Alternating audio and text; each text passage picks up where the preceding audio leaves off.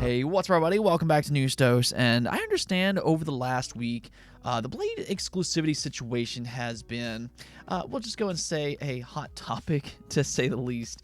Everybody wants to know if it's an Xbox exclusive or not. And, well, we actually got some more clarity today thanks to Disney.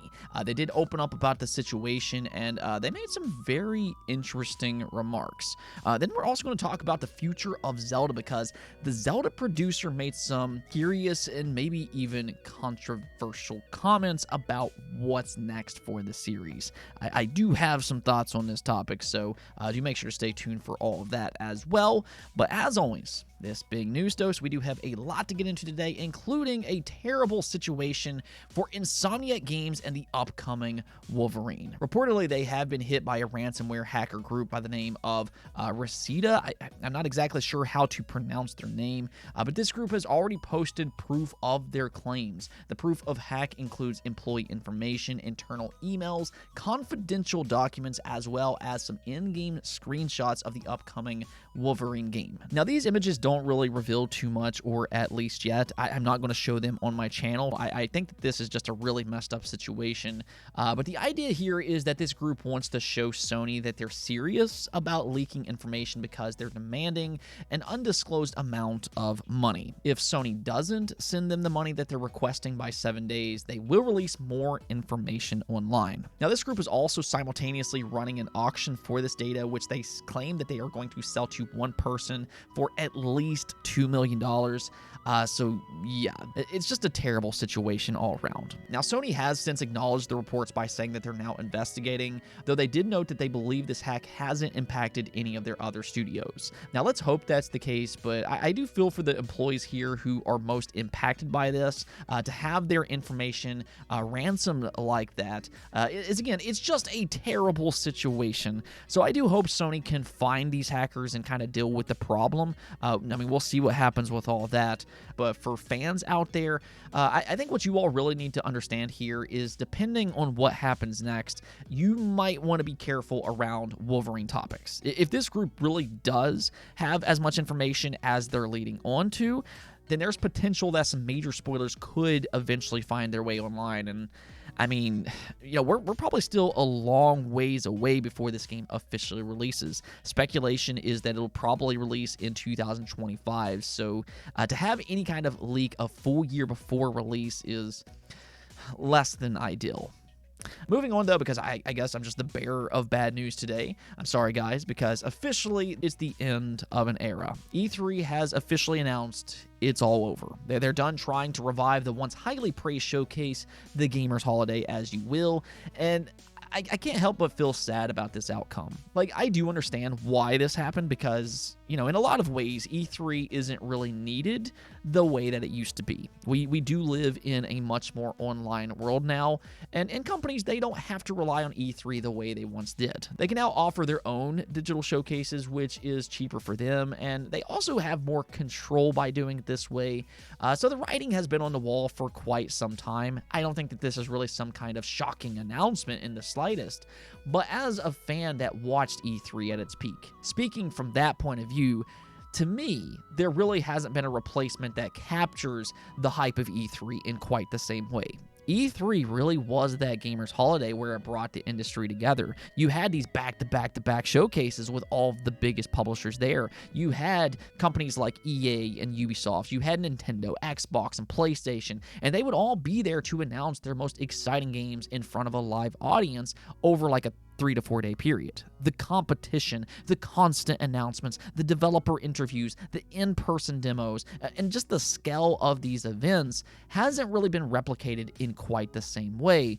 And now that it's truly gone, I do think that it's a sad outcome for gamers like us. I still remember the days when my friends and I would all get together and watch E3 live, and it was just such a blast to do. It was really something fun for us to do every single year.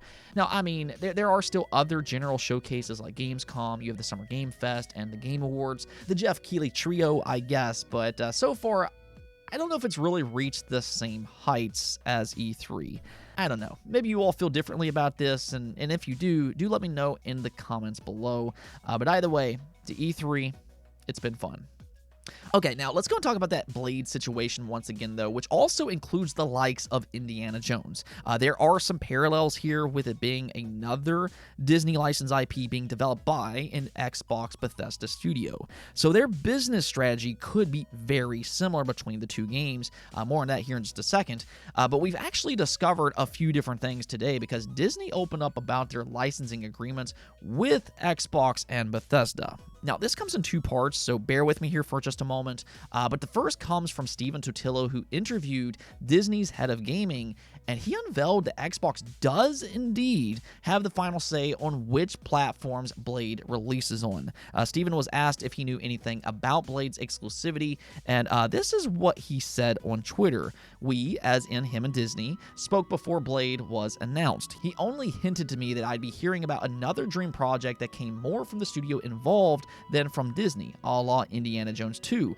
But the reveal was hours later, and when I followed up, Disney told me that's a question for Bethesda. So that's the first key to the puzzle here. There's been a lot of speculation online that Disney would refuse Xbox exclusivity because they're in third place, but that has now been disproven. Disney does suggest that Bethesda and Xbox, in fact, does have the final say on what platforms Blade will release on. Now, that's not all, though, because where things get really interesting here is that Disney's head of gaming further elaborated on their decision to give Xbox full control, as he was also asked about Indiana Jones. Again, there are some parallels here with both of these games being Disney licensed IP developed by Bethesda. And this is the truly telling part. The article reads, on renegotiating the Indiana Jones game's terms at the request of Microsoft to make it Xbox PC exclusive after Microsoft bought its development studio. Disney's reason to grant this exclusive is because, quote-unquote, Xbox still being one of the bigger marketplaces for games, we didn't feel like we were going to be overly exclusionary. We felt like it's still going to reach a broad set of folks, and we felt financially and strategically for the game that made sense at the time. In other words, he's referring to the entire Xbox ecosystem. A lot of fans online don't really acknowledge this, but Xbox, they're so much more than just consoles now. Yes, the console business is where they sell a lot of their games, especially when it comes to subscriptions, but they've also had a lot of success with PC. Look no further than Starfield, where the majority of its copies sold. On top of that, they have cloud streaming, and soon they'll also have a mobile storefront as well. So it's that entire ecosystem and that broad approach that sold Disney on the decision to give Xbox exclusive rights to Indiana Jones. And from the sounds of it, Blade as well. As we just talked about, Disney has already confirmed the decision for what platforms Blade releases on lies with Bethesda. In other words, it's going to be up to their parent company, Xbox, just as the decision to make Indiana Jones exclusive to the Xbox ecosystem was made by Xbox. That's why they went back to renegotiate the Indiana Jones contract, as that game was in development before the Bethesda acquisition. But it was so important for Microsoft to make it an exclusive that they actually went back and renegotiated that deal, as confirmed once again in this interview. And that's the thing that I think everybody needs to understand here. It's now been confirmed in the FTC case and by Disney themselves that Xbox renegotiated the Indiana Jones contract to allow Xbox exclusivity. However, if you've noticed something here, Microsoft themselves has yet to publicly announce this. Doesn't that sound awfully similar with the Blade situation currently? See, that's the thing that you need to ask yourself. If Xbox went out of their way to make Indiana Jones an exclusive title, why wouldn't they do the same thing with Blade, especially considering it's their decision to make, confirmed by Disney themselves? When you start to put the pieces of the puzzle together, I think that it becomes pretty clear. You should absolutely go in expecting Blade and Indiana Jones to be Xbox console exclusives unless stated otherwise. For that matter, the truth of the matter is, anytime Bethesda announces a game, you should expect that game to be an Xbox exclusive unless they state otherwise. It's the safe bet, and it's the logical bet to make. Now, we can question why Xbox isn't making that loud and clear. You would think that they would, but I do still suspect that has a lot to do with the ABK FTC legal battle. That is still not over, and Xbox, they don't want to attract the controversy of a high-profile, popular exclusive amidst that case, which could hurt their stance against the FTC. I mean, would it be enough to unravel the ABK acquisition? That's highly doubtful, but Microsoft is a smart company, and I'm sure they'd rather make their case as definitive as they possibly can, which includes maybe making some short-term speculation by keeping some of their Bethesda game announcements open-ended. I mean, we'll eventually get a confirmation for both of these games, but unless Xbox states otherwise, I would go in expecting both of these games to be exclusive to the Xbox ecosystem, just as I would expect a PlayStation game to be a PlayStation exclusive and a Nintendo announced game to be a Nintendo exclusive. It just is the safe bet to make. Now, one other thing that I want to talk about today, though, is Zelda. This is a very important series to me. It is one of my favorite franchises of all time, so I am invested in the future of this series and what they do next. And a part of that is because there's really two different paths that Nintendo can take. They can either go back and make a more classic linear style of Zelda game, which I do prefer myself, or they can continue to make these more open world experiences that we've seen this generation with Breath of the Wild and Tears of the Kingdom. Now, I'll give you my thoughts on both of those formats here in just a moment, but the Zelda producer, Mr. Aonuma himself, gave his input on Zelda's future, and this is what he said. Well, I do think that we as a people have a tendency to want the thing that we don't currently have, and there's a bit of a grass is greener mentality, but I also think that's with the freedom players have in the more recent games in the series. There still is a set path, it just happens to be the path that they chose. So I think that that is one thing that I kind of like to remind myself about the current games that we're making. But also, it's interesting when I hear people say those things because I am wondering, why do you want to go back to a type of game where you're more limited or more restricted in the type of things or ways you can play? But I do understand that desire that we have for nostalgia, and so I can also understand it from that aspect. Okay, now I gotta be honest with you all here. I think that this response is a complete oversight of what's actually happening with the Zelda series and what fans are requesting. His question should not be, why does players want a more limited game? And he should not think that that is simply because of nostalgia. That's not the reason, and it's not the request that fans have. Instead, he should be asking himself, what is it that we've done in those classics that fans prefer? And the answer to that is rather clear. The classic Zelda games does certain things better than the open world entries, specifically when it comes to the dungeons. They are just better in the classic Zelda games, and it's not even really close.